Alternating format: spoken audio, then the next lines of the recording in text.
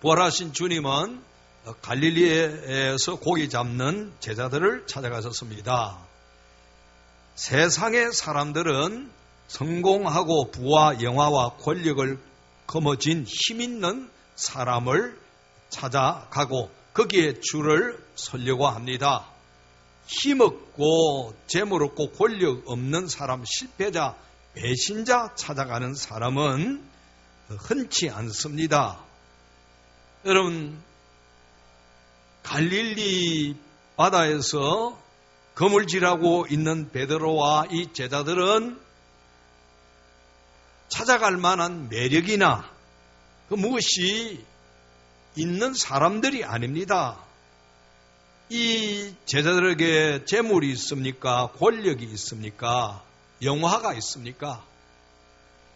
오히려 이들은 실패자입니다. 배신자입니다. 그 실패와 배신 때문에 절망 가운데에서 이 사명도 포기하고 주님의 제자 되기를 포기하고 고기 잡는 일로 되돌아갔습니다. 그런데 부활의 주님은 이렇게 아무 힘도 없고 재물도 없고 권력도 없고 영화도 없는 실패자 배신자로 낙인 찍힌 이 제자들을 찾아가신 것입니다. 우리 주님의 총애를 가장 많이 받았던 사람 중에 한 사람이 베드로인데, 그래서 이 베드로는 주님을 사랑하고 존경하면서 따랐던 인물입니다. 근데 베드로가 우리 주님이 가장 힘들고 어려울 때 주님을 부인하고 배신했습니다. 이것 때문에 베드로는 심한 죄책감과 수치심으로 아마 정신적인 큰 충격을 받고 그렇게 살았을 줄로 압니다. 나라는 인간이 이 정도밖에 안 되나? 스승이 체포당하고 매맞고 할 때, 고난당할 때 왜 몸을 던져서 그걸 막지 못했을까? 이 자책감, 수치심이 그냥 몰려왔을 것입니다. 비록 내가 주님의 체포를 막지는 못했다 할지라도 끝까지 주님과 함께하지 못하고 왜 배신까지 했을까? 이거 생각할 때 심적으로 정신적으로 얼마나 큰 고통이 왔겠습니까? 그런데 이런 것은 세월이 오래 지내면 어느 정도 치유가 될 것인데, 주님이 부활하지 않았다라고 한다면 오랜 세월 후에 주님 따라다니다가 실패한 자가 되었지만은 그래도 어느 정도 잊혀질 것입니다. 근데 주님이 부활하심으로 말미암아 베드로에게 이 상처는 지울 수 없는 트라우마가 되어버린 것입니다. 트라우마라고 하는 것은 정신적 충격으로 인해 겪는 심리적 외상을 말합니다. 베드로는 주님을 부인하고 배신한 것 때문에 이 트라우마가 생겼습니다. 그래서 주님 부활하셨지만은 일시의 기쁨이지 마음의 진정한 이전의 평강이나 삶의 의욕은 다 사라져버리고 오히려 우울함과 절망과 낭패 속에서 나날을 보냈습니다. 그래서 갈릴리에서 부활하신 주님이 만나시겠다고 하셨는데 그 갈릴리에 가서도 이 모든 고통을 잊기 위해서 그물을 챙겨 고기 잡으러 나간 것입니다. 한 마리 고기 잡지 못하고 좌절감만, 허탈감만 더한 가운데 있을 때 부활의 주님이 그 바닥까지 이 베드로를 찾아오신 것입니다. 베드로는 아마 반가움과 부끄러움이 교차되었을 것입니다. 베드로가 주님을 3번이나 부인하고 저주했습니다. 그때 닭이 3번 울었는데 그 닭 소리를 들은 베드로가 주님 말씀이 기억이 나서 밖에 나가서 심히 통곡했다고 그랬습니다. 그 큰 상처를 안고 있는 베드로가 부활의 주님을 만나는 것이 일면은 말할 수 없이 반가운 일이지만은 한편은 큰 부담이 되는 것입니다. 내가 이 주님을 어떻게 배울고? 그런데 주님이 찾아오셨습니다. 그리고 요한의 아들 시몬아, 너 날 사랑하느냐? 그렇게 물으셨습니다. 베드로에게 주님의 이 질문은 대답할 수 없는 질문이요. 베드로 속에 잠재되어 있는 상처를 아프게 하는 그런 질문입니다. 근데 왜 주님은 이 질문을 하셨을까요? 베드로 속에 있는 그 아픔과 상처, 트라우마를 치료해 주시기 위해서 이 질문을 하신 것입니다. 상담 심리 전문가들은 트라우마를 치료하기 위해서는 역설적인 방법으로 해야 된다. 무슨 이야기인고 하니 고통에서 벗어나기 위한 가장 좋은 방법은 고통 속으로 들어가는 것이라고 그랬습니다. 그냥 덮어놓고 세월만 지난다고 그 상처가 치유되는 것이 아니기 때문에 고통과 대면해야 된다는 것입니다. 우리 주님은 여러에게는 어려운 그런 질문이지만은 대답하게 하셨습니다. 시몬아, 너 날 사랑하느냐? 주님이 유도하신 대답이 무엇입니까? 옛날에 과거에 주님을 부정하고 부인했던 그것에서 벗어나서 이제 주님을 사랑한다고 고백할 수 있도록 하나님이 이 질문을 유도하신 것입니다. 그래서 3번이나 그렇게 물으심으로 말미암아 평생에 지울 수 없는 고통스러운 그 트라우마를 깨끗하게 치유해 주신 것입니다. 죄책감도 수치감도 다 벗어나게 하시고 절망 가운데 있던 베드로에게 평강과 소망을 선물로 허락해 주셨습니다. 그럼 우리 예수님이 부활 이전에도 너에게 평강이 있을지어다 라고 말씀하셨지만은 부활 이후에 근심하고 두려워서 숨어있는 제자들에게 오셔서 하신 말씀이 너희에게 평강이 있을지어다 하고 하셨습니다. 너희에게 평강이 있을지어다. 부활 이후에 여러 번 제자들을 만나셨는데 주님이 그때마다 주신 말씀이 너에게 평안이 있을지어다. 요한복음 14장 27절에 보면은 평안을 너에게 끼치노니 곧 나의 평안을 너에게 주노라. 내가 너에게 주는 것은 세상이 주는 것과 같이 아니니라. 너희는 마음에 근심하지도 말고 두려워하지도 말아라. 주님이 주시는 평안을 내 안에 가짐으로 말미암아 마음의 근심도 두려움도 물리칠 수 있는 것입니다. 우리 주님이 절망 가운데 거물질하고 그것조차도 실패한 베드로에게 찾아가셔서 평안을 주시고 이제는 그것 때문에 근심하거나 그것 때문에 두려워하지 말라고 말씀하신 것입니다. 여러분, 부활의 주님은 옛날의 부활로 끝난 것이 아닙니다. 오늘 이 아침에도 저희들에게 찾아오셔서 너희에게 평안이 있을지어다.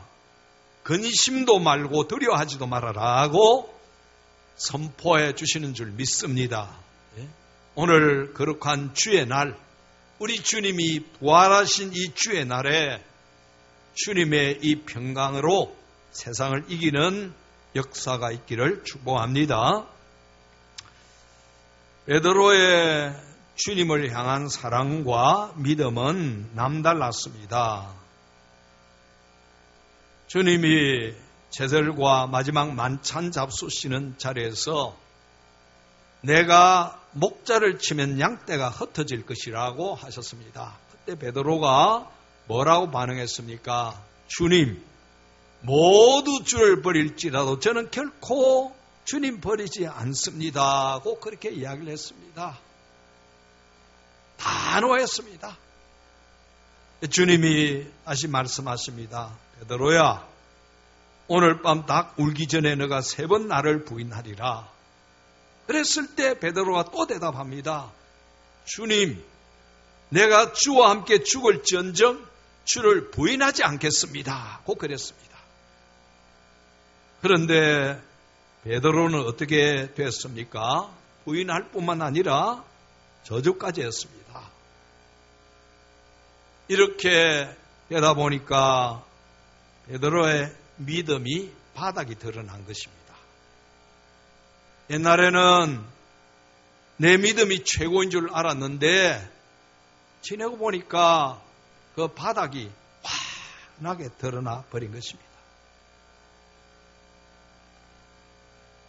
여러분, 우리가 믿음이 있고 열정이 있다고 할 때에도 늘 겸손하고 주님만 의지하고 살아야 됩니다. 우리가 베드로보다도 그렇게 뛰어나고 잘난 존재들이 아닙니다. 언제나 넘어질 수 있습니다. 한순간입니다. 한순간. 바울 사도가 고린도 교회에 보낸 편지 고린도전서 10장 12절에 보면은 선줄로 생각하는 자는 넘어질까 조심하라 그랬습니다.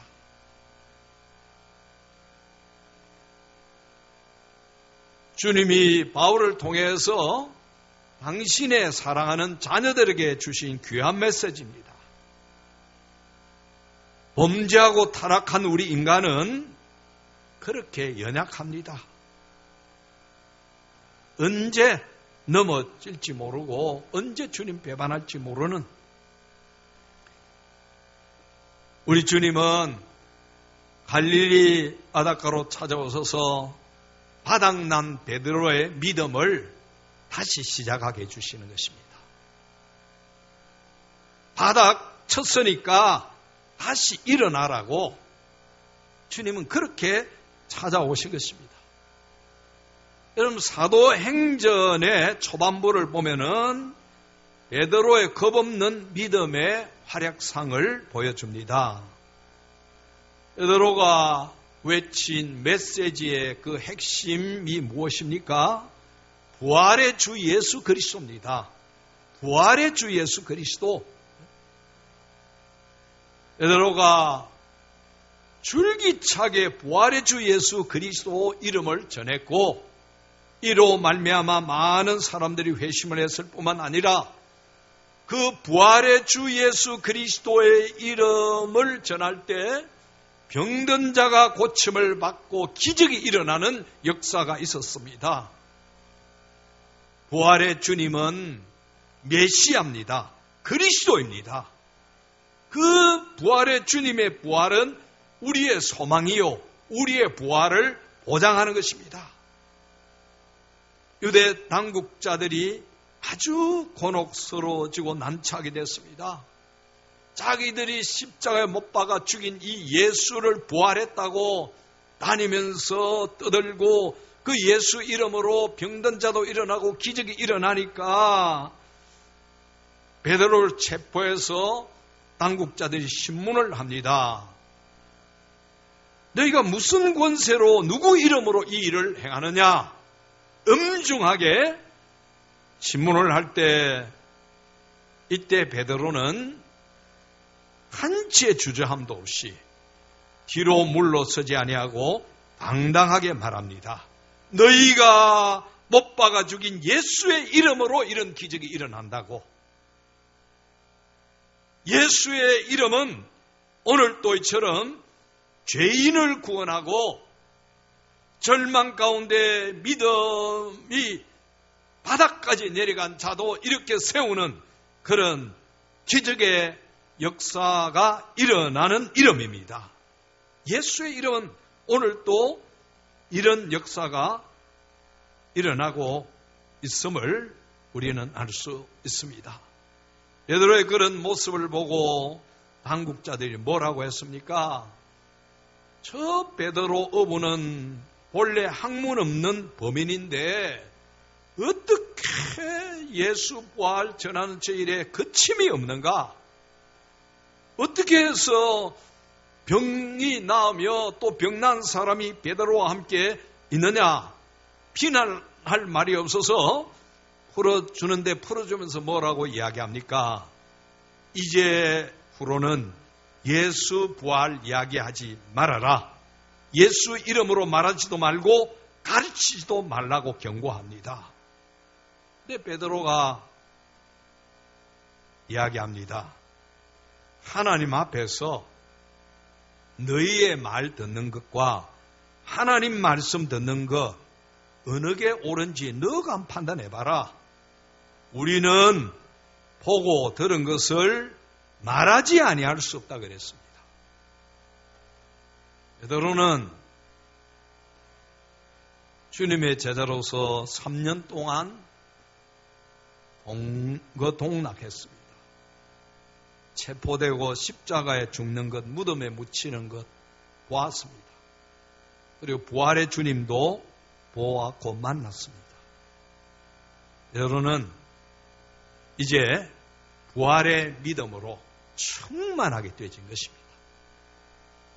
더 이상 아무것도 필요가 없는 것입니다.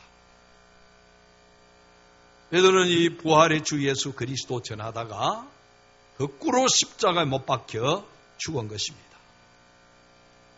여러분, 그 부활의 주님은 오늘 우리를 찾아오셔서 바닥난 우리 믿음을 보시고 다시 일어나라고 다시 회복시켜 주시는 그런 주님이십니다. 오늘 예수 그리스도로 말미암아 우리 믿음이 다시 회복되는 그런 은혜가 있기를 주의 이름으로 축원합니다. 베드로는 주님을 부인하고 저주한 그 충격의 현장인 예루살렘이 싫었을 것입니다. 옛날에 남자들이 군에 갔을 때는 너무 군 생활이 힘들어서 그쪽 바라보기도 싫었다고 했는데 아마 베드로가 그랬을 것입니다.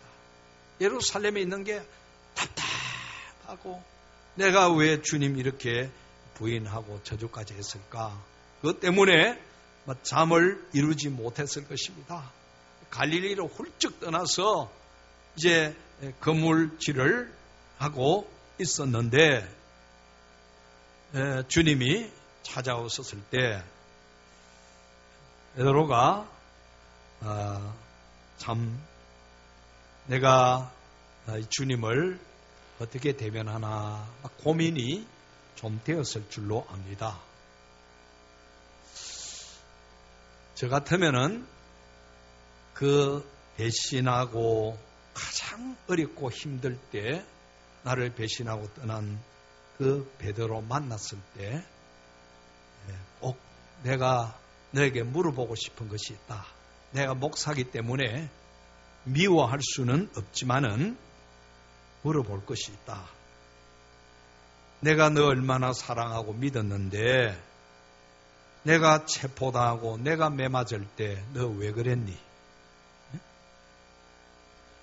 내가 가장 힘들고 어려울 때 왜 배신했니? 그 이야기라도 한번 들어보자. 아마 그렇게 물어보았을 것입니다. 베드로 입장에서는 그것도 얼마나 참 부담이 됐겠습니까? 주님 보니까 반가운데 일면 생각하면 간이 둥 떨어지는 겁니다. 맹렬하도 그렇게 물어보시면은 내가 뭐라고 대답하고 주님 앞에 무슨 면목으로 그렇게 설 것인가? 근데 우리 주님은 일체 그거 묻지 아니하시고 요한의 아들 시몬아 너 날 사랑하느냐 물어보신 것입니다. 이 시몬은 베드로의 이름인데 주님이 처음 베드로를 만나셨을 때 시몬이라고 불러주셨습니다. 그 다음에는 게바나 베드로라는 이름 불러주셨지 시몬 이름을 잘 불러주시지 않았습니다. 근데 이 시점에서 주님이 다시 시몬아 너 날 사랑하느냐 물어보신 것입니다. 그것은 베드로야 다시 시작하자. 처음부터 다시 시작하자. 내가 너 만났을 때 시몬이라고 불러주었듯이 오늘 내가 너를 시몬이라고 부르니 지금까지의 실패는 다 접어두고 다시 시작하자. 너 마음의 평강을 얻었고 믿음이 회복되었으니까 다시 한번 시작하자. 주님이 3번이나 너 날 사랑하느냐, 요한의 아들 시몬아 너 날 사랑하느냐 이렇게 부르시면서 베드로가 대답할 때 내 양을 치라, 내 양을 먹이라, 내 양을 치라고 하셨습니다. 그럼 이것은 양을 돌보라는 이야기입니다. 양을 돌보라. 양을 친다는 말 속에는 이게 돌본다는 의미가 다 들어있습니다. 먹이고 또 재우고 물 등등 모든 게 포함이 되어지는 것입니다.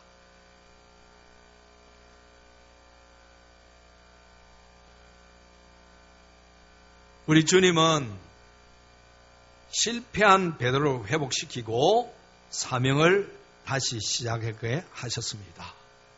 그럼 주님의 부활, 이 의미가 얼마나 큽니까? 그 부활은 오늘 또 여전히 유효합니다. 우리가 바닥을 칠 때 지금 우리를 다시 이렇게 세워주십니다. 사명을 잃어버렸을 때 다시 사명을 시작하게 하시는 그런 주님이십니다. 절대로 절망하거나 낙심 가운데서 포기하는 것 주님이 원하지 아니하신다는 사실을 우리가 기억해야 되는 것입니다. 바울이 선교 여행 갈 때 요한 마가를 데려갔는데 힘이 드니까 이 젊은 마가가 선교를 중도에 포기하고 집으로 가버렸습니다. 바울 마음이 얼마나 많이 상했겠습니까? 그래서 그 후에 바나바와 함께 선교 계획을 할 때 바나바가 마가를 우리가 데려가자 했더니 바울이 절대로 안 된다. 그래서 바울과 바나바가 다투고 각각 따로 선교를 했습니다. 오랜 세월이 지나서 바울이 디모데에게 뭐라고 편지했습니까? 디모데야, 마가를 데려오너라.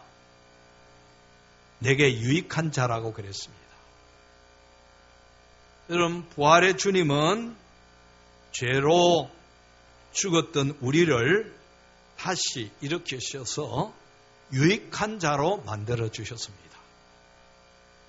우리 주님은 언제나 그 부활의 사역을 하고 계시는 분이신데, 여러분, 우리가 지금까지 무익했다 할지라도 이제부터 주님의 유익한 자가 된다면은 그것이 주님을 영화롭게 하는 것이고 주님의 기쁨이 될 줄로 믿습니다.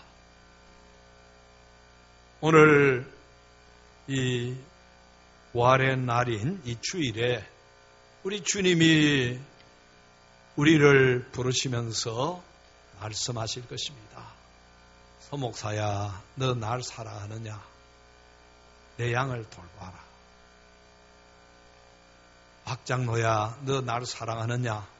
내 양을 돌봐라. 김권사야, 너 날 사랑하느냐? 내 양을 돌봐라. 이집사야, 너 날 사랑하느냐? 내 양을 돌봐라. 부활하신 주님이 당부하신 말씀이 내 양을 돌보라는 것입니다. 여러분들, 주님의 명령을 받들어서 돌보고 있는 양들이 있습니까? 내가 돌볼 양들이 있어야 됩니다. 저도 예수 그리스도를 나의 주님이라고 믿는다면은 주님의 말씀에 순종해야 됩니다. 돈도 없고 힘도 없고 권력도 없고 실패자라 할지라도 주님이 찾아가셨듯이 우리가 찾아가서 기도해주고 돌보고 믿음에 굳게 서도록 할 대상자가 있어야 되는 것입니다. 나를 아프게 하고 배신했다 할지라도 주님의 심장 가지고 그 사람들을 찾아가서 주님 앞으로 돌아오도록 돌보는 이 사명을 감당해야 되는 것입니다. 오늘 하나님이 우리에게 주시는 이 말씀으로 힘을 얻어서 우리가 주님의 양들을 돌보는 이 사명을 감당하시기를 바랍니다. 이번 4월 28일 초청 그 대상자가 173명입니다. 여러분 작정하신 분들은 그들이 여러분들이 돌봐야 될 양떼들입니다. 주님이 여러분에게 내 양을 치고 내 양을 먹이라고 내 양을 돌보라고 말씀하셨습니다. 그분들 중에는 여러분들 마음에 안 드는 분들도 있을 줄로 압니다. 하도 자꾸 명단 적어내라고 하니까 대충 이름만 올려놓은 그런 분들도 혹시 있지 않을까 그런 분이 없겠습니다만은 그렇게라도 이름이 올려졌으면은 그분들은 여러분의 양떼입니다. 돌보아야 될 양떼입니다. 기도해 줘야 됩니다. 찾아가서 만져줘야 됩니다. 그들이 주님의 양무리 안으로 들어오도록 우리가 그들을 섬기고 돌보아 줘야 되는 것입니다. 주님 오시는 날까지 우리가 할 일은 바로 그 일입니다. 내가 뭘 많이 했다, 내가 믿음 좋았다, 아무짝에도 쓸모가 없습니다. 내 양을 치라, 내 양을 먹이라, 내 양을 돌보라고 했는데 주님이 오시는 그날까지 양을 돌보는 일을 하는 이 일을 해야 주님 오실 때 칭찬과 상급이 있는 것입니다. 여러분 교사, 구역장으로 수고하는 분들만 아니라 우리 중에는 그 분들을 위해서 이렇게 차량 봉사도 하고 음식도 제공도 하고 또 어린 젖먹이 유치부 하나 데리고 오기 위해서 차 가지고 가서 데리고 오는 것, 이게 그 어린 양을 돌보는 일입니다. 우리 교회는 주님 오실 때 착하고 충성된 종이라고 칭찬받는 주의 백성들이 다 되기를 주의 이름으로 축원합니다. 기도하십시다. 아버지 하나님 감사합니다. 오늘 또 주님께서 저희에게 평안을 주시고 믿음을 다시 일으켜 주시고 사명을 회복하게 하심을 감사합니다. 일어나라, 다시 시작하라. 주님 말씀해 주셨으니 주님의 양떼를 돌보는 이 일을 감당하게 하시고 우리의 모든 죄를 다 끊어버리게 하시고 주님이 싫어하는 일은 다 은혜로 보내게 하여 주옵소서. 예수님 이름으로 기도하옵나이다. 아멘.